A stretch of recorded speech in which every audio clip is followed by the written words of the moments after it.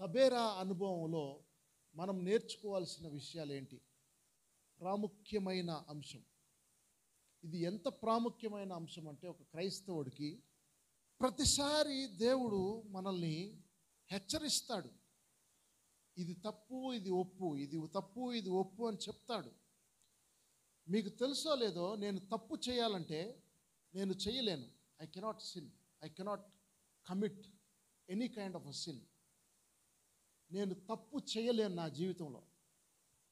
మా స్కూల్లో, మా కాలేజీలో, నా చుట్టూ ఉన్న ప్రజలు ఇప్పటికీ ఈరోజు కూడా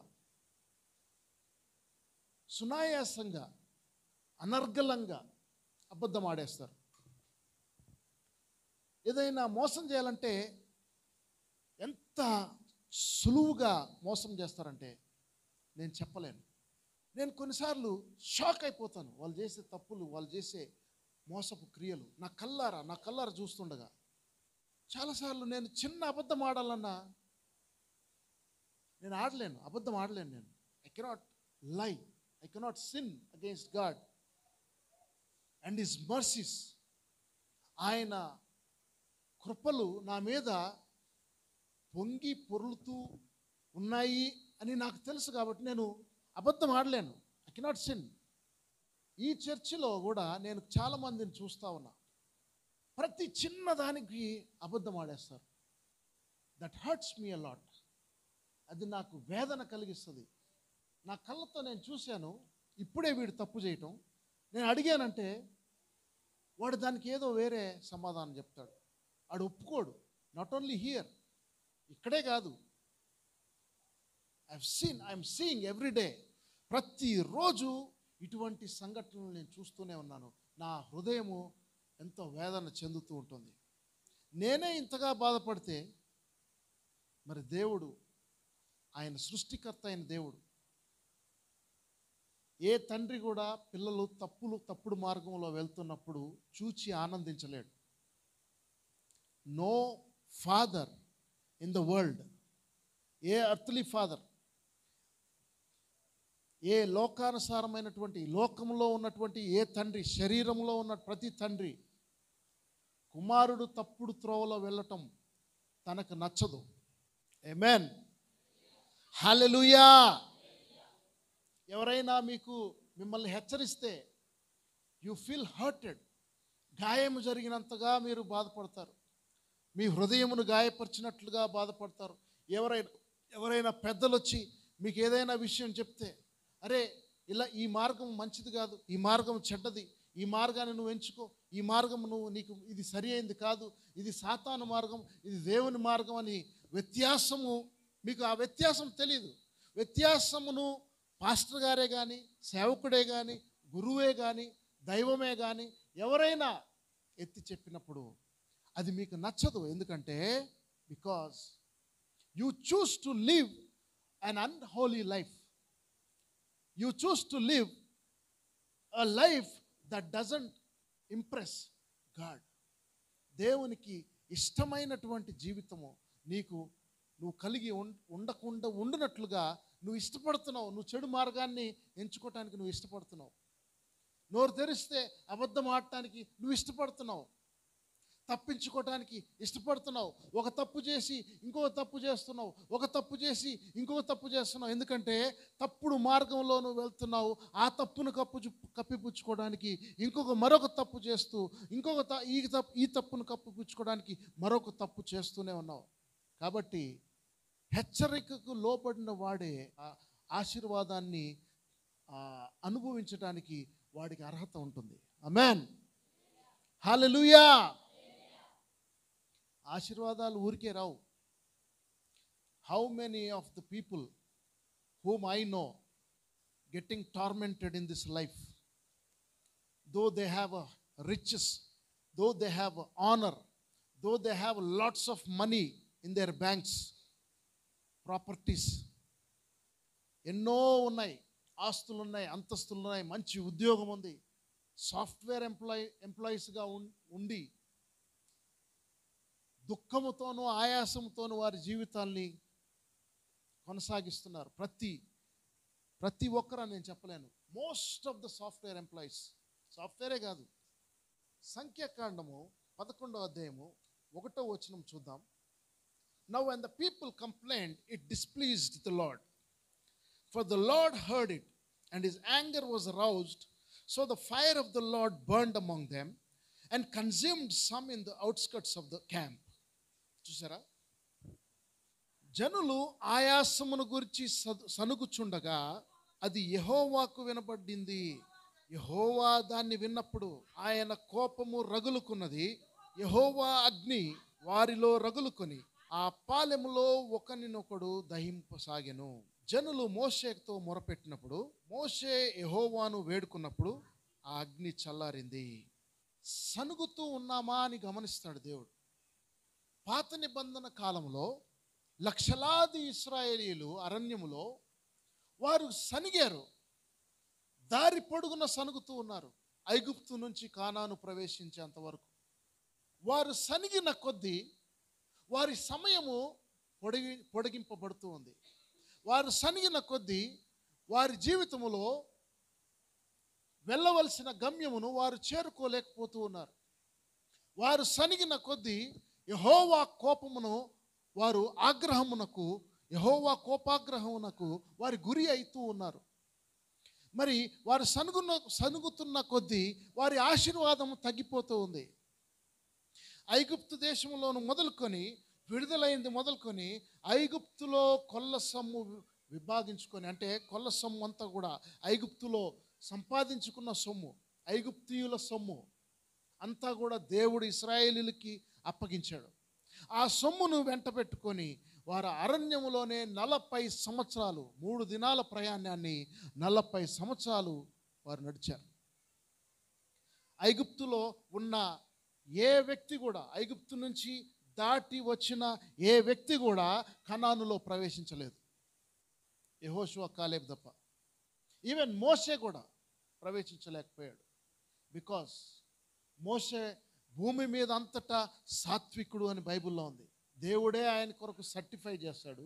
అయినా కూడా మోషే కూడా ఈ విషయంలో ఫెయిల్ అయిపోయాడు. ఎక్కడ తెలుసా? Complaining against people whom God has chosen. దేవుడు ఏర్పాటు చేసుకున్న, దేవుడు పిలుచుకున్న, దేవుడు ఎంచుకున్న జనాంగము సనుగుతూ ఉండగా అది తట్టుకోలేక మోషే దేవునితో ప్రార్థిస్తున్నాడు. 11 సార్లు ప్రార్థించాడు. బైబిల్లో 11 సార్లు కంప్లైంట్ చేశాడు ప్రజల పక్షముగా, ప్రజలను గురించి. ప్రభువా, నన్ను చావనివ్వు, ఇక నేను బ్రతకటానికి నాకు ఇష్టం లేదు. I don't want to live in this world because I'm not able to bear the pain that you have given me about these people.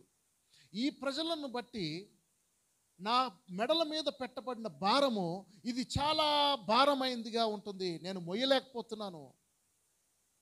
వీరు సనుగుతున్నప్పుడల్లా నేను తట్టుకోలేకపోతున్నానని దేవునితో ప్రాధేయపడుతున్నాడు. దేవుని సన్నిధిలో ప్రార్థిస్తున్నాడు మోషే. This is also a complaining against people whom God has chosen. దేవుడు చేత ఎంచుకోబడిన ప్రజలను గురించి మోషే కంప్లైంట్ చేస్తున్నాడు దేవునికి. ఎందుకు కంప్లైంట్ చేస్తున్నా అంటే ప్రజలు మోషేతో కంప్లైంట్ చేస్తున్నారు కాబట్టి, ప్రజలు మోషేని రాళ్లతో కొట్టాలని ప్రయత్నిస్తున్నారు కాబట్టి, ప్రజలు మోషే అనగా వారి నాయకుడు మోషే, ప్రజల యొక్క నాయకుడు, లక్షలాది ఇశ్రాయేలీలకు నాయకుడైన మోషే. ఈ మోషే దైవజనుడు, ఈ మోషే అభిషక్తుడు, ఈ మోషే దేవునిని ముఖాముఖిగా చూశాడు. అంటే వెనక భాగాన్ని చూశాడు, దేవుని వీపు భాగాన్ని. ప్రభువా, నువ్వు నాకు కనబడు అన్నాడు దేవుని అడిగే మోషే దేవుని సన్నిధిలో ఉండి. అయితే నీవు మనుషుల్లో ఎవడు కూడా నన్ను చూసి బ్రతకలేడు గనుక నా పార్ట్ మాత్రమే నీకు కనబడుతుంది అని చెప్పాడు దేవుడు. సో మోషే అంత గొప్పవాడు. 40 రాత్రులు 40 పగళ్ళు ఆ సీనాయి పర్వతం పైన దేవుని సన్నిధిలో ప్రసన్నతలో ఉన్న వ్యక్తి. హల్లెలూయా. మనమైతే మన సౌకర్యాలు కావాలి, మనకు సుఖం కావాలి. ఒక్కరోజు ఆహారం దొరకకపోతే తహతహలాడిపోతుంది మన ప్రాణం, వేసారిపోతాం, విసిగిపోతాం, చిరాకు వచ్చేస్తుంది ఆకలేస్తున్నప్పుడు. These days I'm fasting more than fasting అంటే ప్రభు కోసం నేను ఫాస్టింగ్ ఉంటలా. చెప్పాలంటే వాస్తవంగా అంటే బరువు తగ్గటానికి కూడా ఫాస్టింగ్ ఉంటలా. బరువు తగ్గటానికి ఫాస్టింగ్ ఉండాలి, చాలా రకాలు ఉన్నాయి. కానీ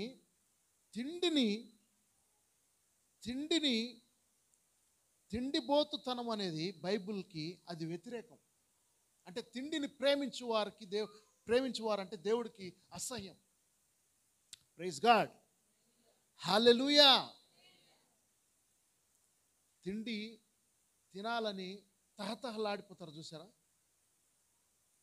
అలాంటి వాళ్ళంటే దేవుడికి అసహ్యం. బికాస్ ద బైబిల్ సేస్ వాళ్ళు ఇటువైపు ఒకరోజు ప్రయాణం, ఇటువైపు నడిస్తే ఇంకొక రోజు ప్రయాణం, అంతగా వాళ్ళకి మాంసం దొరికింది. పూరేడు పిట్టలు గాలి సముద్రం వైపు నుంచి వీచగా దేవుడు ఆ గాలిని పంపియగా పూరేడు పిట్టలు పక్షులు వారి టెంట్స్ ముందే వాలినాయి. మూరడెత్తుగా ఉన్నాయి, అంత ఎత్తుగా ఉన్నాయి. వాళ్ళు ఆ పక్షులను గ్రీడీగా తీసుకున్నారు, గ్రీడీగా కంప్లైంట్ చేశారు, మాకు మాంసం దొరకట్లేదు. ఐగుప్తులో ఉల్లిపాయలు, అల్లము, ఎల్లిపాయలు, ఉల్లిగడ్డలు, కీరకాయలు, దోసకాయలు సమృద్ధిగా దొరికాయి మాకు. ఈ అరణ్యంలోకి ఎందుకు తీసుకొచ్చావు మమ్మల్ని? మేము ఇక్కడ మమ్మల్ని చంపటానికా? మా సమాధులు అరణ్యములో మమ్మల్ని సమాధులు చేయడానికని మోషేతో సనిగారు ప్రజలు. సనిగినప్పుడు మోషే ఎంతో దుఃఖించాడు, బాధపడ్డాడు. మోషేను ఎన్నిసార్లు వాళ్ళు సనిగారో. మోషే 11 సార్లే ఓపికతో సనగలేదు, దేవునికి ప్రార్థించాడు వారిని గురించి. కానీ వారు మాత్రం ఎన్నోసార్లు మోషేని రాళ్లతో కొట్టాలని, చంపాలని విసిగించారు మోషేని. ఎవరైతే ఆ పూరేడు పిట్టలు మాంసమును అంటే ఒకరికొక పిట్ట సరిపోతుంది, లేకపోతే ఒక కుటుంబానికి ఒక 2 పక్షులు సరిపోతాయి. పూరేడు పిట్టలు అంటే ఒక 1/2 కేజీ పడవచ్చు ఒక పిట్ట, లేకపోతే 1/4 కిలో పడవచ్చు. 4 పిట్టలు అయితే ఒక కుటుంబానికి సరిపోతాయి. కానీ వాళ్ళు ఏం చేశారు తెలుసా? ఆ పిట్టలను తీసుకొని కట్ చేసుకొని తిన్నంత తిని మళ్ళీ దాచుకొని మళ్ళీ వాటిని ఏం చేశారంటే వాటికి ఫీడ్ వేసి పెంచలేక వాటిని ఏం చేశారంటే కోసి ఆరబెట్టారు ఎండకి. వాటి మాంసమును ఆరబెట్టుకున్నారు. వాళ్ళ టెంట్స్ చుట్టూ దుర్వాసనే, మాంసపు వాసన.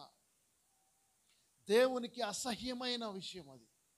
ఆ రోజుల్లో దేవుడు వారిని చూచినప్పుడు వాళ్ళ టెంట్స్ పరిసరాలన్నీ కూడా శుద్ధిగా కనబడాలి. ఆమేన్. ఏ చెత్త ఉండకూడదు పరిసరాల్లో.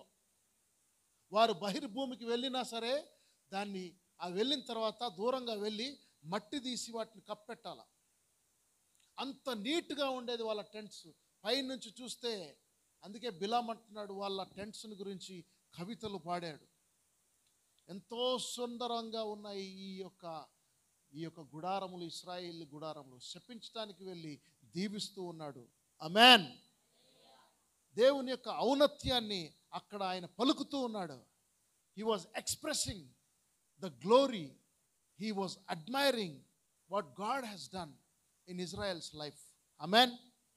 సో మోషేతో సనుగుతున్నప్పుడు మోషే వెళ్ళి ప్రభువుతో ప్రార్థించాడు. ప్రభువా, ఎన్నిసార్లు ఈ భారమును నేను మోయలేకపోతున్నానని సనిగినప్పుడు, అంటే ప్రార్థించినప్పుడు దేవుని కోపాగ్రహము ఎంతగా మండిపోయాడంటే ఆయన అగ్ని, దేవుడే అగ్ని, దేవుడు ఆత్మ, దేవుడే అగ్ని. ఆ అగ్ని దిగి వచ్చింది, పాలెములో ఒక భాగాన్ని తగలబెట్టేసింది. పాలెములో ఒక మూల, ఒక భాగము తగులుకుంది. 1000 మంది చనిపోయారు. టెంట్స్ తగలబడ్డాయి. మీకు ఇందాక ఒక పాయింట్ చెప్పి నేను ఆగిపేశాను అక్కడ. వాళ్ళు మాంసము పూరేడు పిట్టల మాంసం పరుచుకున్నారంట టెంట్స్ చుట్టూ. వాళ్ళు తింటూ ఉండగా మాంసము వాళ్ళ పళ్ళ మధ్యలో ఉండగానే తెగుళ్ళు ప్రారంభమైనంట. మీకు తెగుళ్ళు అంటే తెలుసా? Corona virus, dengue, chikungunya, plague వ్యాధి వచ్చింది, ఎలుక జబ్బు, పంది రోగం, స్వైన్ ఫ్లూ, పంది రోగం, అది ఎలుక జబ్బుని ప్లేగ్ వ్యాధి అంటారు. సో ఇది వచ్చిందంటే, ఈ జబ్బుల్లో ఎవరికన్నా ఒక్కడికి ఎంటర్ అయిందంటే, ఇక్కడ కూర్చున్న వాళ్ళు ఒక్కరికి ఎంటర్ అయింది అంటే ఇట్లా గుంపు ఉంటే మొత్తం అందరికి తగులుకుంటుంది రెండో రోజుకే. భయంకరమైన జబ్బులు అవి, తెగుళ్ళు అని అందుకే అన్నాడు బైబిల్లో. తెగులు అంటే ఒకరికి వచ్చిన జబ్బు మరుసటి రోజున వేల మందికి వస్తుంది. లక్షలాది మంది ఉంటే లక్షలాది మందికి వచ్చేస్తుంది. ఈ ఆధునిక యుగంలో మెడిసిన్స్ ఉన్నాయి, వ్యాక్సిన్స్ ఉన్నాయి, రకరకాల ఔషధాలు ఉన్నాయి అందుబాటులో, డాక్టర్స్ ఉన్నారు. అత్యాధునికమైన పరిజ్ఞానంతో, పరికరాలతో ట్రీట్మెంట్ చేస్తున్నారు. అయినా కూడా ఒక చిన్న తెగులు, చైనాలో పుట్టిన తెగులుకి ప్రపంచమంతా ఉర్రుతులోగిపోయి గడగడ వణికిపోయింది. ఇప్పటికీ వణికిపోతుంది. మళ్ళీ నేను విన్నాను నిన్ననే, ఢిల్లీలో కరోనా వైరస్ అధికం అవుతుందంట, ఎక్కడెక్కడో అధికం అవుతుందంట. మళ్ళీ స్టార్ట్ అవ్వబోతాయి. మళ్ళీ తెగుళ్ళు పుడుతూనే ఉంటాయి. నేను ఇంతవరకు వ్యాక్సిన్ వేసుకోలే. మా కుటుంబంలో ఎవరికి వేసుకోలేదు. మేము వ్యాక్సిన్ వేసుకోలేదు. వ్యాక్సిన్ వేసుకోము అనేది కాదు, కంపల్సరీ గవర్నమెంట్ వాళ్ళు వచ్చి గుచ్చితే వేయించుకుంటాం. ప్రైజ్ గాడ్, హల్లెలూయా. గవర్నమెంట్ వాడు వచ్చి కంపల్సరీ వ్యాక్సిన్ వేసుకోవాలంటే వేయించుకుంటా. కానీ ఈ వ్యాక్సిన్ యేసు నామములో నేను పని చేయనీను. ఆమేన్. ఎందుకంటే the greater anointing, the greater blessing, the greater strength is within me, not from the outside. హల్లెలూయా. మీకు తెలుసో లేదో, నాకు జలుబు చేసిందంటే 2-3 రోజులు పోదది.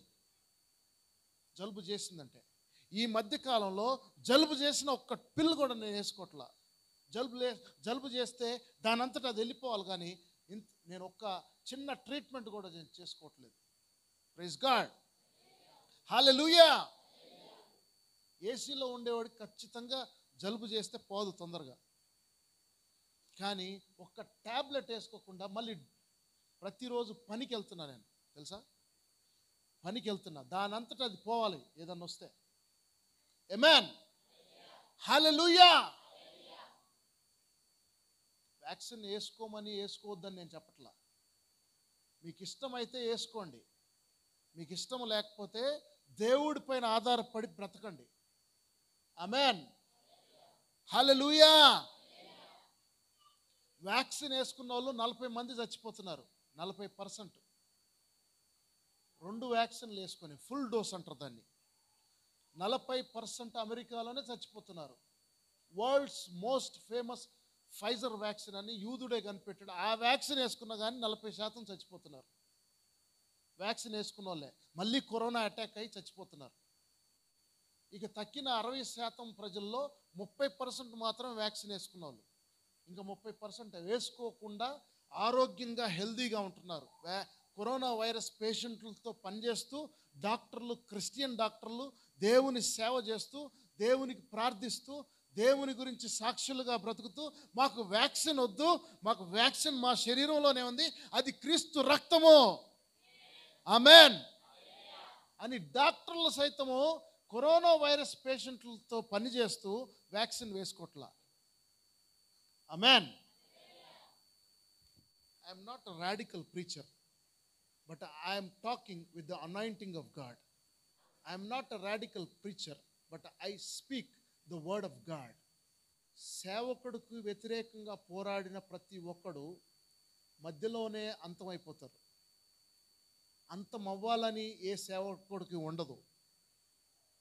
గుర్తుపెట్టుకోండి, సేవకుడికి వ్యతిరేకంగా పోరాడిన ఎవడైనా సరే, మోషే కాలంలో చూసాము, దావీదు కాలంలో చూసాము, ఇంకా ఏ కాలంలోనైనా సరే బైబిల్లో మీరు చూడండి, ఒక సేవకుడికి వ్యతిరేకంగా పోరాడిన ఏ ఒక్కడు కూడా వాడు దీవెనకరమైన జీవితం వాడికి లేదు. దేవుని కోపాగ్రహము ద్వారా దేవుని అగ్ని వాళ్ళ పాలెములో ఒక భాగాన్ని కాల్చింది. ఎందుకు తెలుసా? దేవుని సేవకుడికి వ్యతిరేకంగా వాళ్ళు సనిగారు కాబట్టి. మళ్ళీ వెళ్ళి ప్రాధేయపడి బతిమలాడుకొని, అయ్యా మోషే గారు దయచేసి మమ్మల్ని కరుణించు. దేవునికి ప్రార్థన చేయట్లా దేవుడు, ఎందుకంటే దేవుని దృష్టికి వాళ్ళ ప్రార్థన కూడా వెళ్ళదు. వాళ్ళు కంపుకొట్టిపోయారు దేవుని దృష్టికి, ఎందుకంటే దేవుడు కోపాగ్రహంతో మండిపడ్డాడు వాళ్ళ మీద. అందుకే మళ్ళీ ఎవరి మీదైతే సనిగారో వాళ్ళ దగ్గరికి వెళ్ళి, ఆయన దగ్గరికి వెళ్ళి కాళ్ళు ఏళ్ళబడుతున్నారు. మమ్మల్ని కాపాడు, మమ్మల్ని కాపాడు, దేవుని అగ్ని మా మీదకి రానివ్వకుండా మమ్మల్ని కాపాడు, మమ్మల్ని బ్రతకనివ్వు. మోషే వెళ్ళాడు, ప్రభువా ఇక చాలు, నీ అగ్ని వీళ్ళ మీద కురిపించకు, చాలు. ప్రార్థన చేసినప్పుడు వాళ్ళు బ్రతికారు. ఆమేన్. మనము క్రీస్తు యేసునందు నూతన సృష్టి. What I want to say is, God is our provider. దేవుడు మనకి ఇచ్చువాడు. ఆమేన్. He is the supplier of all our needs. మన ప్రతి అవసరతలకు ఆయన మనకి ప్రతి అవసరతలు క్రీస్తు యేసు మహిమైశ్వర్యం చొప్పున తీర్చువాడు. ఆమేన్. దేవుని కోపము, ఆగ్రహము అగ్ని వంటిదిగా మనకి ఇక్కడ కనబడుతుంది. మోషే మరి ఆ అగ్ని వారి మీద చల్లార్చు ప్రభువా, వాళ్ళ మీద కాల్చకుండా చేయని అడిగాడు. అడిగినప్పుడు దేవుడు మోషే మొరను ఆలకించాడు. తబేరా, తబేరా అంటే అర్థం ఏంటంటే ద ప్లేస్ ఆఫ్ బర్నింగ్, మంట, ద ప్లేస్ ఆఫ్ బర్నింగ్, మండుచున్న స్థలము, అగ్ని స్థలము. మరి ఆ స్థలానికి ఆ పేరు పెట్టారు వాళ్ళు. హల్లెలూయా. మరి నంబర్స్ 11:2, సంఖ్యాకాండము 11:2 చూస్తే మోషే వారి కోసము విజ్ఞాపన ప్రార్థన చేసినట్లుగా మనం చూస్తున్నాం. విజ్ఞాపన ప్రార్థన చేశారు. అలాగే ఈ యొక్క పడిపోయిన లోకములో మనం బ్రతుకుతున్నట్లుగా మనం గుర్తు తెచ్చుకోవాలి. ప్రతిసారి గ్రంబ్లింగ్, కంప్లైనింగ్, మోర్నింగ్, గ్రోనింగ్, ఇవన్నీ కూడా మనం పక్కన పెట్టాలి. గ్రంబ్లింగ్ అంటే ఊరికే సనిగేటువంటి స్వభావం ఉంటుంది కొంతమందికి. తెలుగులో నస అంటాం కొన్నిసార్లు. నస పెడుతున్నాడు రా వీడు అంటారు. కొన్నిసార్లు మనం ఏం చేస్తామంటే సనుగుతాం. కొన్నిసార్లు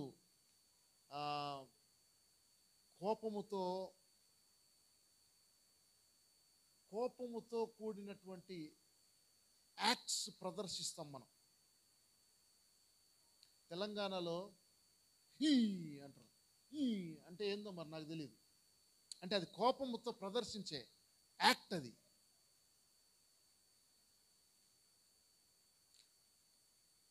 ఆంధ్రలో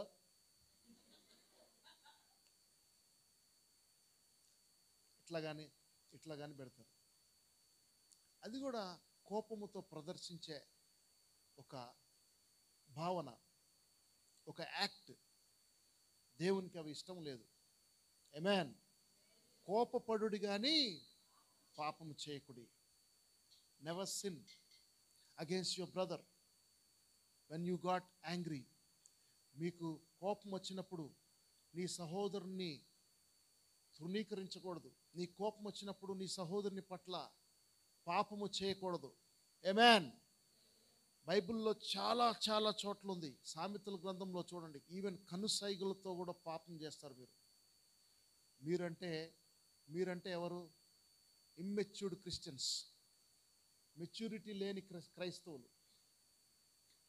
బైబిల్ వాక్యం తెలిసిన వాళ్ళు కనుసైగులతో కూడా పాపం చేయరు.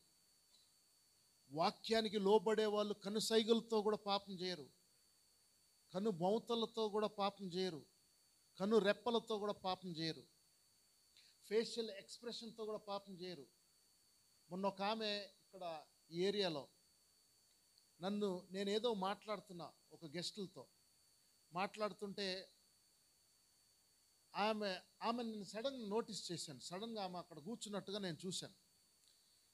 ఆమె ఇంకొక ఆవిడతోనో ఎవరితోనో అటు సైడ్ ఉన్న వాళ్ళకి సైగ చేస్తుంది, ఇట్లా చెప్తుంది నా గురించి. నేను అనుకున్నాను, వీళ్ళు లోకస్తులు కాబట్టి ఇమ్మెచ్యూర్డ్ పీపుల్గా ఒక చిన్న పిల్లల స్వభావంతో వీళ్ళు ఉంటున్నారు కాబట్టి వీళ్ళని నేను క్షమిస్తున్నానని చెప్పి వెంటనే నేను క్షమించానామని. ఆమేన్, హల్లెలూయా. ఈవెన్ నా మనసులో కూడా కోపం పెట్టుకోలే, నా హృదయం కూడా ఆమె గురించి ఎటువంటి పాపం చేయలేదు. ఆమేన్, హల్లెలూయా. నా గురించి ఇతరులు ఎంతోమంది ఎన్నో చెప్పుకుంటూ ఉంటారు, అవి నాకు తెలుస్తాయి. తెలిసినప్పుడు నేను బాధపడలేదు, ఎందుకంటే యు ఆర్ ఇమ్మెచ్యూర్డ్ క్రిస్టియన్ అనేది నాకు తెలుసు.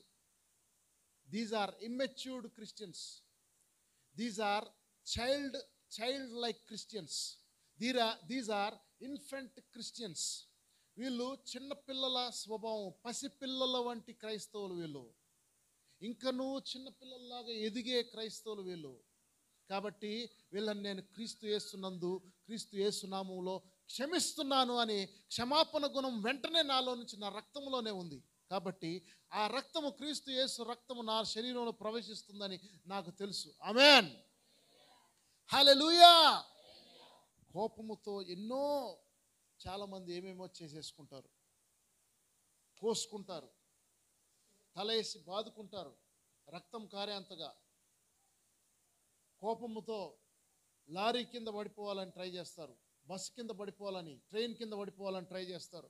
కోపముతో ఎన్నెన్నో చేయాలని ట్రై చేస్తూ ఉంటారు, అంటే వాళ్ళని వాళ్ళు హర్ట్ చేసుకోవాలని ప్రయత్నం చేస్తారు. కానీ దేవుని బిడ్డలారా, కోపము అనేది మన శరీరంలో ఉండకుండా మనము వాక్యం అనే ఖడ్గమును, వాక్యములో ఎదగటానికి మనము నేర్చుకోవాలి. ఆమేన్, హల్లెలూయా. సో మనము నూతన సృష్టి. ఇప్పుడు ఉన్న యుగము ఇది క్రైస్తవ యుగము, ఇది క్రీస్తు నందు జీవిస్తున్న ప్రజలం మనము.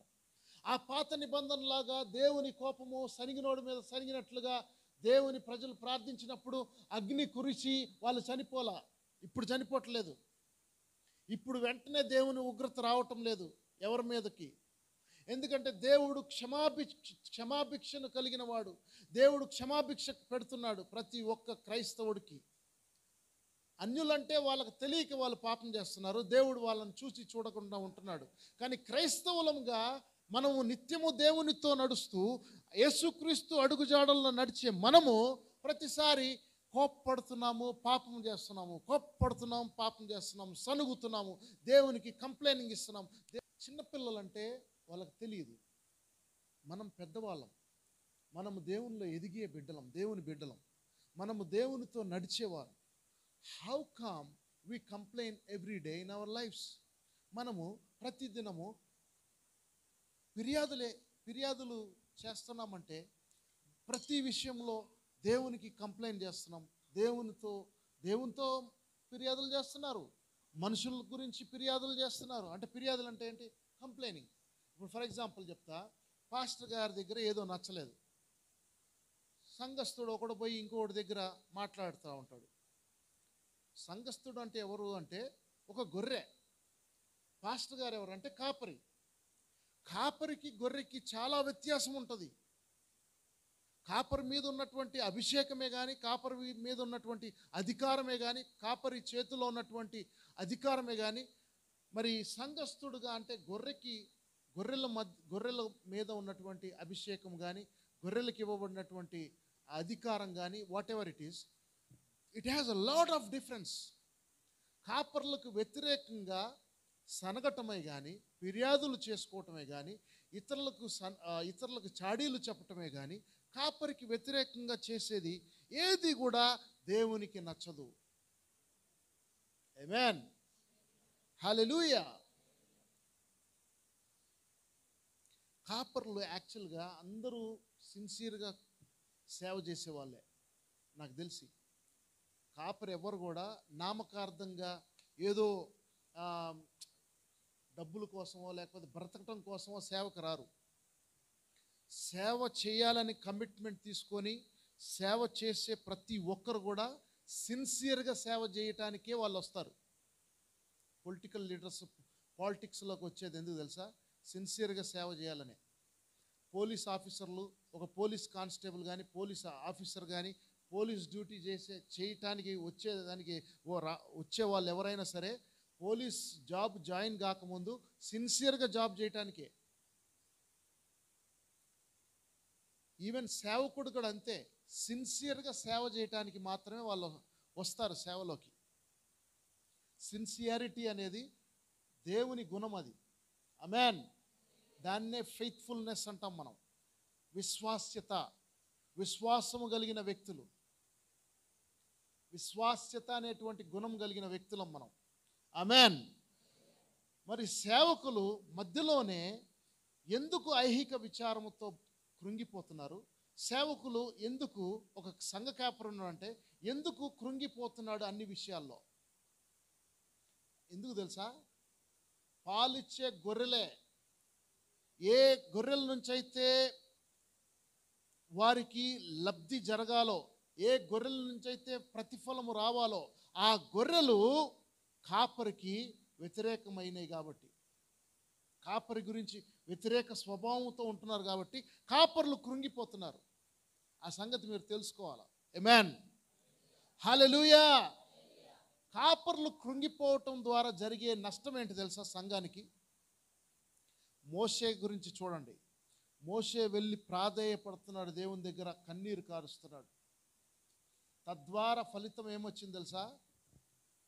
ఏ ప్రజల గురించి అయితే మోషే కన్నీరు కార్చాడో అదే ప్రజల మీదకి దేవుని కోపాగ్రహం రగిలిపోయింది. అగ్ని కురిచింది, వాళ్ళని దహించింది. అది గుర్తు చేసుకోండి. దాని కొరకే నేను ఈ ఎగ్జాంపుల్ చెప్తున్నా బైబిల్లో. ఆమేన్. దేవుడు మనకి బైబిల్లో అన్ని విషయాలు క్రోడీకరించి ఇందులో ఉంచాడు. ఇది మనం చదవకుండా, దీన్ని అనుసరించకుండా, దేవుని వాక్యానికి లోబడకుండా, దేవుని వాక్యానికి భయపడకుండా మన ఇష్టానుసారమైన జీవితాన్ని మనం జీవిస్తున్నాం. గుర్తు చేసుకోండి దేవుని బిడ్డలారా. దేవుని వాక్యానికి భయపడండి. దేవుని అడుగుజాడల్లో నడవటానికి ప్రయత్నం చేయండి. అట్లీస్ట్ ప్రయత్నం చేయండి. తప్పు చేసి దాన్ని కవర్ చేసుకోవడానికి ప్రయత్నం చేయకండి. ఒక తప్పు చేసిన తర్వాత మళ్ళీ ఇంకో తప్పు చేసి దాన్ని కవర్ చేసుకోకండి. పశ్చాత్తాపడండి, కన్నీరు కార్చండి, రొమ్ము కొట్టుకొని ఏడవండి. ప్రభువా, నేను తప్పు చేశాను, ఈ విషయంలో నేను పడిపోయాను, ఈ విషయంలో నేను కృంగిపోతున్నాను. That's when God intervenes in your life and he gives you more grace for you to repent and come back to him. Hallelujah. దేవుడు తన ఉన్నతమైన, తన వర్షము వంటి కృపలను, అలల వంటి కృపలను మన మీద మళ్ళీ ఎప్పుడైతే మనం పశ్చాత్తాపడతామో, తిరగటానికి ఇష్టపడతామో ఆయన వైపు, అప్పుడు ఆయన కనికరం మన మీదకి వస్తుంది. ఆమేన్. హల్లెలూయా. ఇంకను ఆయన గ్రేస్ మన కొరకు ఎక్స్టెండ్ చేస్తాడు. ఆయన మన కొరకు గ్రేస్ అంటే కృప. మళ్ళీ నువ్వు ఆయనకి ఫేవరబుల్ స్టూడెంట్గా, లేకపోతే చైల్డ్గా, ఫేవరైట్ చైల్డ్గా. హల్లెలూయా. ఆయన ఫేవర్ నీ మీద కనికరము మళ్ళీ తిరిగి ఆయన నీ మీద కనికరాన్ని చూపిస్తాడు. నువ్వు ఎక్కడికి వెళ్ళినా నీకు ప్రతిదీ ఆశీర్వాదకంగా మారిపోతుంది. ఆమేన్. నీకు ప్రతిదీ దీవెనకరంగా మారిపోతుంది. ఆమేన్. నువ్వు పెట్టిన ప్రతి కాలు, ప్రతి చోటు, నీవు కాలు పెట్టిన ప్రతి చోటు అది నీకు ఆశీర్వాదకరంగా మారుతుంది. ఆమేన్. ఎప్పుడు తెలుసా? ఆయనతో నువ్వు నడిచినప్పుడు, ఆయన స్వరమును నువ్వు వింటున్నప్పుడు, ఆయన వాక్యానికి నువ్వు లోబడి నడుచున్నప్పుడు, గైకొన్నప్పుడు సమస్తమును నీకు దీవెనకరంగా మారిపోతుంది, నీకు ఫేవరబుల్గా జరుగుతుంది. ఆమేన్. సంఘము ఈ రోజున మరి అనారోగ్య పాలైపోయింది. సంఘం, క్రీస్తు శరీరము అనారోగ్య పాలైపోయింది, ప్యారలైజ్ అయిపోయింది, మూర్చెల్లిపోతుంది, చచ్చుబడిపోతుంది. కాలు కానీ చెయ్యి కానీ పక్షవాతం వస్తే అది చచ్చుబడిపోద్ది. ఆ చేత్తో ఇంకే పని చేయలేరు, ఆ కాలుతో నడవలేరు, ఆ కాలుతో ఇంకే పని చేయలేరు. మరి సంఘము చచ్చుబడిపోయిన స్థితిలో ఉండిపోతుంది. శరీరం, సంఘము అంటే క్రీస్తు శరీరం ఈ రోజున. ఎందుకంటే దేవుని భయం వాళ్ళలో తక్కువైపోయింది. దేవునితో నడిచే భాగ్యాన్ని వాళ్ళు కోల్పోయారు పూర్తిగా. సంఘం అంటే కేవలం పెనియల్ సంఘం గురించి నేను మాట్లాడలే, సార్వత్రిక సంఘముని గురించి నేను మాట్లాడుతాను. యూనివర్సల్ చర్చ్ అంటే Peniel church, Methodist church, Baptist church, CSI church, Lutheran church, Catholic church, what ever the churches you call it, you name it. అన్ని సంఘములు కలిసి క్రీస్తు శరీరం అది. ఆమేన్. సంఘము చచ్చిపడిపోతుంది, సంఘము అనారోగ్య పాలైపోతుంది ఈ రోజున. ఎందుకంటే దేవుని భయాన్ని కోల్పోయారు కాబట్టి, దేవునికి ఇష్టమైన జీవితాన్ని వాళ్ళు కలిగి లేరు కాబట్టి, దేవునికి ఇష్టలుగా బ్రతకటానికి వాళ్ళు ఇష్టపడలేదు కాబట్టి సండే క్రిస్టియన్స్గా మారిపోయారు. ఏ మీటింగ్ అన్నా రారు, ఏ గృహకూడికన్నా రారు, ఏ యూత్ మీటింగ్ అన్నా రారు. దేనికి వాళ్ళు స్పర్శించరు, స్పందించరు. వాళ్ళ జీవితమే వాళ్ళకు దేవుడు, వాళ్ళ జీతమే వాళ్ళకు దేవుడు, వాళ్ళ జీవితమే వాళ్ళకు దేవుడు, వాళ్ళ జీతమే వాళ్ళకు దేవుడు. పొద్దున్న లేస్తే ఎక్కడ సంపాదన దొరుకుతుందా అని ప్రయాసపడుతూ ప్రాకులాడుతున్న క్రైస్తవులు ఈ భూమి మీద, ఆ సంఘము, అటువంటి సంఘము మనం చూస్తున్నాం ఈ రోజున. హల్లెలూయా. ఈ టబేరా అనే ప్రాంతము గురించి మనం నేర్చుకోవాల్సింది ఎంతో ఉంది. సనిగి దేవునికి వెక్కస పుట్టిస్తుంది మన జీవితం. ఓకే, ఫిర్యాదులు, కంప్లైనింగ్ నేచర్ మనలో ఉండకూడదు. దేవుని బిడ్డలారా, కంప్లైనింగ్ నేచర్ అనేది అది సాతాను నేచర్. అది ఇప్పుడు ఫర్ ఎగ్జాంపుల్ అగ్ని మండుతూ ఉందనుకో, ఒక చోట అగ్ని మండుతుంది అనుకో, కాలుతుంది అనుకో, ఏదన్నా తగలబడుతుంది అనుకో, ఏం పోయాలి అక్కడ? ఫైర్ ఇంజిన్ వాళ్ళు కానీ లేకపోతే మనుషులు కానీ ఏం పోస్తారు అక్కడ? నీళ్లు పోయాలి. నీళ్లు పోస్తే ఆరిపోతుంది మంట. కానీ క్రైస్తవ సమాజము ఎలా మారిపోయిందంటే ఈ రోజుల్లో ఎవరి గురించి అన్న ఏదన్నా హాట్ న్యూస్ దొరికిందంటే దాని గురించి ఎక్కువగా పెళ్ళుబిగిపోయి, వీడికి ఎక్కువ బాగా తెలుసు దాని గురించి అని చెప్పి, వీడు బాగా తెలుసు అనుకొని అన్నట్టుగా ప్రవర్తించి, వీడు మరింత ఎక్కువగా తెలియని అన్నీ కూడా సమాచారము మరింత ఎక్కువగా పెట్రోల్ పోసినట్టుగా అగ్ని మండుచున్న చోట నీళ్లు పోసో లేకపోతే ఫైర్ ఎక్స్టింగ్విషర్ చేసి అగ్నిని ఆర్పే ప్రయత్నం చేసేవారు ఎలాగైతే చేస్తారో అలా కాకుండా వీడు పెట్రోల్ పోసి తగలబెడతాడు. ఇంకా మరింత ఎక్కువ మంటను వాడు అధికము చేస్తాడు అగ్నిని. నేను ఇప్పుడు ఈ సందర్భంలో ఏ అగ్ని గురించి చెప్తున్నానంటే హాట్ న్యూస్ అంటారు చూసారా, హాట్ న్యూస్. కంప్లైనింగ్ అనేది మనలో ఉండకూడదు. ఆమేన్, హల్లెలూయా. కంప్లైనింగ్ నేచర్ అనేది దేవునికి విరుద్ధమైన నేచర్. అది ఇక్కడ చూడండి, కంప్లైనింగ్ అనేది దేవునికి అయిష్టంగా మారిపోతుంది మన జీవితంలో. కంప్లైనింగ్ అంటే ఫిర్యాదులు చేసేవారంటే దేవునికి అయిష్టత పుట్టిస్తుంది. ఓకే, కీర్తనలు 77:19 చూడండి. ఈ అరణ్యంలో దేవుడు భోజనము సిద్ధపరచగలడా అనుచు వారు దేవునికి విరోధముగా మాట్లాడిరి. చూసారా, ఎవరికి విరోధంగా మాట్లాడారు? వాళ్ళు దేవునికి విరోధంగా మాట్లాడారు. ఈ అరణ్యములో భోజనం దొరుకుతుందా? సిద్ధపరచగలడా ఆయన? దేవుడంట వీళ్ళకంట అరణ్యములో భోజనం సిద్ధపరచగలడా? మరి ఎవరయ్యా మిమ్మల్ని ఐగుప్తులో నుంచి విడుదల చేసింది? అంత మహారాజే మిమ్మల్ని చూసి గడగడ వణికిపోయాడు. ఇశ్రాయేలీలు అంటే గడగడ వణికిపోయాడు. మోసే అంటే గడగడ వణికిపోయాడు. ఇశ్రాయేలు దేవుడు అంటే గడగడ వణికిపోయే కదా మిమ్మల్ని బయటికి విడుదల చేసింది. ఐగుప్తీలందరూ భయపడి వాళ్ళ సొమ్ములన్నీ, వాళ్ళ బంగారం అంతా కూడా మీకు ఇచ్చేశారు సొమ్ముగా. ఐగుప్తులో సొమ్ము దండు చేసుకున్నారు కదా. ఎర్ర సముద్రమును దాటించి దేవుడు అరణ్యములోకి తీసుకొచ్చాడు కదా, కానానుకు తీసుకెళ్ళడానికి. ఇవన్నీ మర్చిపోయి ఆహారం ఇవ్వగలడా? అది ఇవ్వగలడా, ఇది ఇవ్వగలడా అని దేవుని మీదే వాళ్ళు సనిగారంట. యెహోవా మీద వాళ్ళు సనిగారు. చూడండి, ఈ సనగటం అనేది దేవునికి ఇష్టం ఉండదు. ఎందుకంటే నేను చెప్పాను ఎగ్జాంపుల్గా, నా కొడుకు నా దగ్గరకు వచ్చి ప్రతిసారి ఫిర్యాదులు చేస్తా ఉన్నాడు అనుకో, అన్ని విషయాల గురించి, అందరి గురించి, ఇంట్లో వాళ్ళందరి గురించి, వాడి చెల్లి గురించి, వాళ్ళ మమ్మీ గురించి, వాళ్ళ తల్లి గురించి ఫిర్యాదులు చేశాడు అనుకో, ఊరికి వీడేంద్రా ఫిర్యాదులు చేస్తూ ఉంటాడు, ఊరికి ఏదో ఒకటి చెప్తాడు, విసిగిస్తాడు. నేనేదో కాన్సన్ట్రేషన్లో పని చేస్తూ ఉంటా బిజీగా, వచ్చి ఏదో ఒకటి చేస్తాడు, డిస్టర్బ్ చేస్తాడు. ఎందుకురా వీడు ఇట్లా చేస్తాడు?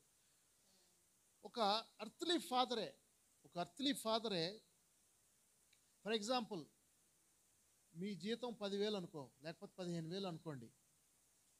మీ పిల్లోడు వచ్చి మిమ్మల్ని డాడీ నాకు బండి కొని అన్నాడు అనుకో, వెంటనే కొనిచ్చేస్తారా మీరు?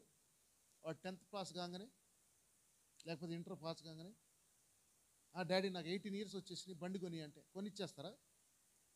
ఎందుకు కొనియరు మీరు? బండే కాదు, ఇంకేదైనా సరే ఒకదాని తర్వాత ఒకటి అడుగుతూనే ఉన్నాను అనుకో, ప్రతిరోజు వచ్చి ఏదో ఒకటి అడుగుతూనే అనుకో, డాడీ నాకు అది కావాలి, ఇది కావాలి, ఇది కావాలి అడుగుతా ఉన్నాను అనుకో, మీకు వచ్చే శాలరీ ఎంత? బడ్జెట్ మీరు చేసుకుంటారు కదా, ఫలానా దానికి ఇంత, దీనికి ఇంత, దానికి ఇంత. సో మీకే విసుగు పుడుతుంది తండ్రులుగా, ఇహలోక సంబంధమైన తండ్రులుగా. దేవుని దృష్టికి ఫిర్యాదులు చేసేవారంటే అంతే చెడ్డ, అసహ్యం దేవుని దృష్టికి. కంప్లైనింగ్ నేచర్ అనేది మనలో ఉండకూడదు. ఆమేన్, హల్లెలూయా. కంప్లైనింగ్ అనేది మనలో ఉండకూడదు. కంప్లైనింగ్ నేచర్ దేవునికి ఇష్టం లేదు. హెబ్రీల పత్రిక 11వ అధ్యాయం 6వ వచనం చూడండి. It is impossible to please God without faith. విశ్వాసము లేకుండా దేవునికి ఇష్టలై ఉండుట అసాధ్యం. అరణ్యంలో ఇశ్రాయేలీయులు దేవుని మీద విశ్వసించలేదు, దేవుని నమ్మలేదు వాళ్ళు 100%. కాబట్టే వాళ్ళు సనిగారు. అలాగే హెబ్రీలకు రాసిన పత్రిక 11వ అధ్యాయం 6వ వచనంలో కూడా అదే ఉంది. విశ్వాసము లేని వారు దేవునికి ఇష్టలై ఉండుట అసాధ్యం. ఎఫెసీయులకు రాసిన పత్రిక 5వ అధ్యాయం 1వ వచనం, నీవు దేవునికి ఇష్టలుగా ఉండాలి అంటే ఆయనను నువ్వు ఇంప్రెస్ చేయాలి. ఆయనకి నువ్వు ఇష్టలుగా ఉండాలంటే ఆయనకి ఇష్టంగా బ్రతకాలి. ఆయనకి ఏది ఇష్టమో అది నువ్వు తెలుసుకోవాలి. ఆయనకి ఏది ఇష్టమో ఏది ఇష్టం లేదో తెలుసుకోవాలంటే ఆయన వాక్యాన్ని ప్రతిదినం చదవాలి. వాక్యమును చదివి వాక్యానుసారంగా నీ జీవితాన్ని మలుచుకోవాలి. ఆమేన్, హల్లెలూయా. It is the written heart of God. గుర్తుపెట్టుకోండి, what is this? This is the heart of God. అంటే బైబిల్ ఏంటంటే దేవుని హృదయాన్ని తెలుసుకోవటం. బైబిల్ చదవటం అంటే దేవుని హృదయాన్ని తెలుసుకోవటం. దేవుని హృదయము తెలియకుండా పిల్ల క్రైస్తవులుగా ఎంతకాలం బ్రతుకుతారు? ఒక ఒక ఇన్ఫెంట్ చైల్డ్ గానో ఇమ్మెచ్యూర్డ్ క్రిస్టియన్ గా ఎంతకాలం మీరు జీవిస్తారు? సనగటం కూడా పాపమేనా అన్న పరిస్థితిలో మీ జీవితం ఉంటే ఇక మీరేమి క్రైస్తవత్వంలో ఎదుగుతున్నారని అర్థం చేసుకోవాలి. ఎఫెసీయులకు రాసిన పత్రిక 5వ అధ్యాయం 1వ వచనం చదవండి.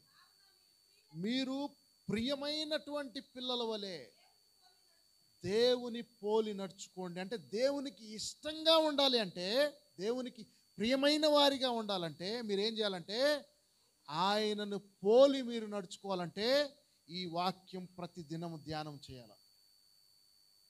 ఆయనకి ఇష్టంగా ఎలా ఉండగలను నేనంటే ఇదే, ఆయన హృదయాన్ని తెలుసుకొని ఆయనకి ఇష్టడుగా జీవించాలి. ఆమేన్. ఇది పాత నిబంధనలో చదివించలేదు నేను, ఈ 2 వచనాలు క్రొత్త నిబంధనలో ఉన్నాయి. అంటే క్రీస్తు మనస్సు కూడా అదే, ఆయనకి ఇష్టలుగా మనం బ్రతకటానికి నేర్చుకోవాలి. ఆమేన్. సంఖ్యాకాండము 11వ అధ్యాయము 20వ వచనం చూడండి. ఈ ఫిర్యాదులు చేసేటువంటి స్వభావము దేవునిని మోసగించినట్లుగా ఉంటుంది. దేవునికి ఇష్టముగా ఉండదు. చదవండి. వాళ్ళు అడిగినట్టుగా, వాళ్ళు సనిగినట్లుగా, వాళ్ళు ఫిర్యాదు చేసినట్లుగా దేవుడు వాళ్ళకు మాంసం ఇచ్చాడు. వాళ్ళు కోరుకున్నది వాళ్ళకు నెరవేర్చాడు. కానీ వాళ్ళు మాంసము తింటూ వాళ్ళ నోట్లో ఆ పళ్ళల్లో ఆ మాంసం ఉండగానే వాళ్ళకి తెగులు వచ్చేసింది. You understand what I'm saying? You should know the power of God. దేవుని శక్తిని గురించి మీరు తెలుసుకోవాలి. ఫస్ట్ ఏదైనా మీకు కావాలి అంటే దేవుణ్ణి అడగండి, దేవుడు ఇస్తాడు. కానీ సనగొద్దు, ఫిర్యాదులు చేయకూడదు, సనిగి దేవునికి అయిష్టులుగా మారిపోకూడదు. That's what you need to learn. మీరు నేర్చుకోవాల్సింది అదే, మనం నేర్చుకోవాల్సింది అదే. వాళ్ళు తింటూ ఉండగానే వాళ్ళకి తెగులు వచ్చిందంటే వాళ్ళు తిని ఏం లాభం? వాళ్ళకి మాంసం దొరికి ఏం లాభం? You try to understand what I'm saying. హల్లెలూయా. ఇష్టం అది బాగుందా? వాళ్ళకు సనిగారు, దేవుడు వాళ్ళకి ఇచ్చాడు, తింటూ ఉండగానే తెగులు వచ్చింది. అంటే దేవునికి ఇష్టం లేకుండా వాళ్ళకి ఎడమ చేత్తో పారేశాడు. ఆయన ఎడమ చేత్తో పారేసినా ఒకరోజు నడవాలంట ఆ పూరేడు పిట్టల కోసం. అంటే అంత విస్తీర్ణంలో తూర్పు పరమట ఉత్తర దక్షిణం అంత ఒక రోజు 2 రోజులు ప్రయాణం చేయాలట. ఇటువైపు ఎడమ వైపు ఒకరోజు ప్రయాణం, కుడివైపు. వాటిని ఏరుకోవటానికి కావచ్చు, వాటి విస్తీర్ణత అంతగా, పిట్టలు అంతగా పడిపోయాయి. ఏ ఫామ్లో కూడా అన్ని పిట్టలు ఈ రోజుల్లో కూడా అన్ని పిట్టలు పెంచలేరు. లక్షలాది ఇశ్రాయేలీలకు కావలసినంత మాంసాన్ని దేవుడిచ్చాడు. ఎందుకు ఇచ్చాడంటే కృతజ్ఞత కలిగి ఉండటానికి. ఆమేన్, హల్లెలూయా. మనకిచ్చేది ప్రతిదీ దేవుడు ఎందుకు ఇస్తాడు తెలుసా? కృతజ్ఞత హృదయం కలిగి ఉంటాడు నా బిడ్డ అని దేవుడు ఇస్తాడు. కృతజ్ఞత హృదయము లేకుండా ఏదో వాళ్ళ ఇష్టానుసారంగా ప్రవర్తించడానికి, వాళ్ళ ఇష్టానుసారమైన సుఖభోగాల కొరకు దేవుడు ఇస్తున్నట్టుగా ఫీల్ అవుతారు చాలామంది. కృతజ్ఞత భావమును వ్యక్తపరిచిన వాడే దేవుడికి ఇష్టడు. ఆమేన్. కీర్తనలు 37:4 చూడండి.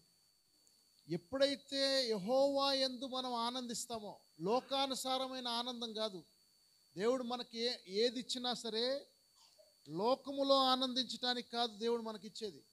గుర్తుపెట్టుకోండి, ఏది ఇచ్చినా సరే, ఈవెన్ మీ శాలరీ అయినా సరే, మీరు సంపాదించే మీ శాలరీ అయినా సరే, మీ ఇష్టానుసారంగా మీరు బ్రతకటానికి కాదు, మీ ఇష్టానుసారంగా మీరు ఆనందించడానికి కాదు.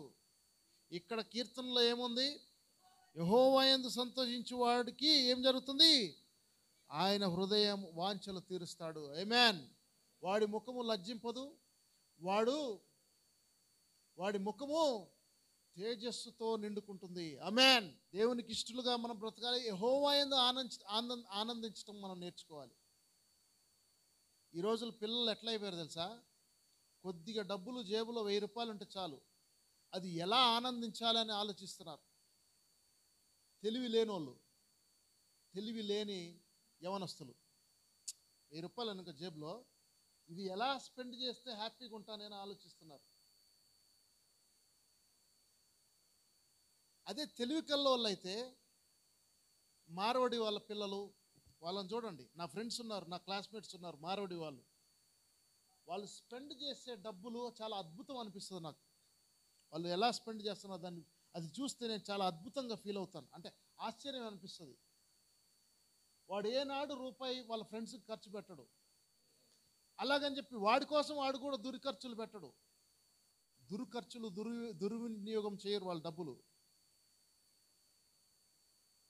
నీ జేబులోకి వచ్చే ప్రతి రూపాయికి నువ్వు అకౌంటబుల్. గుర్తుపెట్టుకో దేవుని బిడ్డ, నీ జేబులోకి వస్తున్న ప్రతి రూపాయి మీ నాయన నీకు ఇస్తే వచ్చింది కాదు, మీ నాయనకి ఎవరు ఇచ్చారో గుర్తుపెట్టుకో. ఆమేన్. గుర్తెరుగు. ఆ రూపాయిని నువ్వు ఎలా స్పెండ్ చేయాలో నేర్చుకో.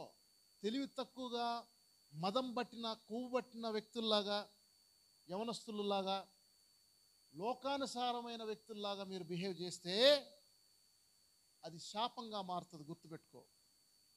ఆమేన్, హల్లెలూయా. Long time ago, నేను డిగ్రీ చేస్తున్న సమయంలో, అంటే దాదాపు ఇప్పుడు 15 ఏళ్ళు కావచ్చు, 15, 20 ఏళ్ళు, 18 ఏళ్ళు కావచ్చు, మా ఫ్రెండ్స్ ఉండేవాళ్ళు. చర్చ్ అది హైఫై చర్చ్, అది చాలా గొప్ప వాళ్ళు, ధనికులు వచ్చే చర్చ్ అది. నేను వెళ్ళేవాడిని ఆ చర్చ్కి.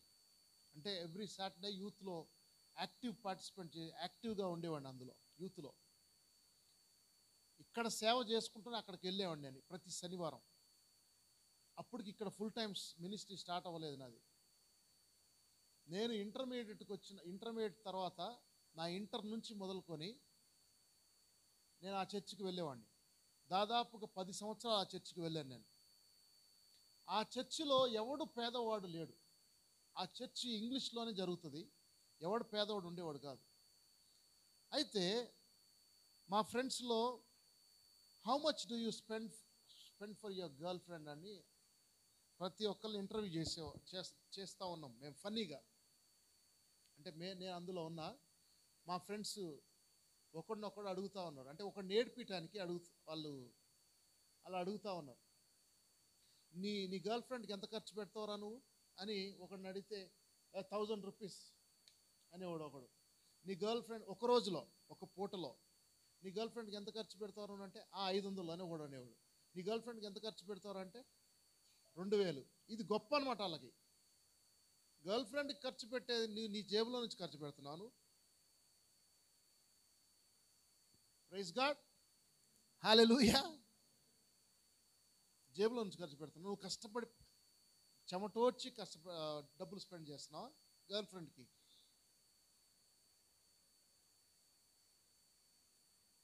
ఒక రెస్టారెంట్కి వెళ్ళి భోజనం చేస్తే జేబులు ఖాళీ అయిపోతాయి ఒక పూట. తెలుసా సంగతి మీకు? ఒక పూట ఒక రెస్టారెంట్కి వెళ్ళి ఒక పూట భోజనం తిని చూడండి.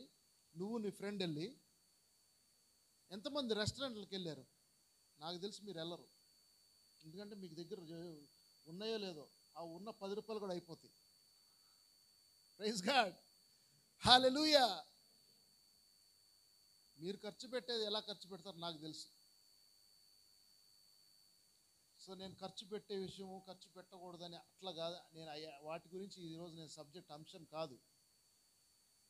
In everything take delight in the lord Jehovah. యెహోవాను గురించి ప్రతి విషయంలో నువ్వు ఆనందించడం నేర్చుకోవాలి. ఆమేన్, హల్లెలూయా. డబ్బులు ఉన్నప్పుడే, జేబులు నిండుగా ఉన్నప్పుడే ఆనందించడం కాదు. బ్యాంక్ అకౌంట్లో డబ్బులు నిండుగా ఉంటేనే ఆనందించడం కాదు.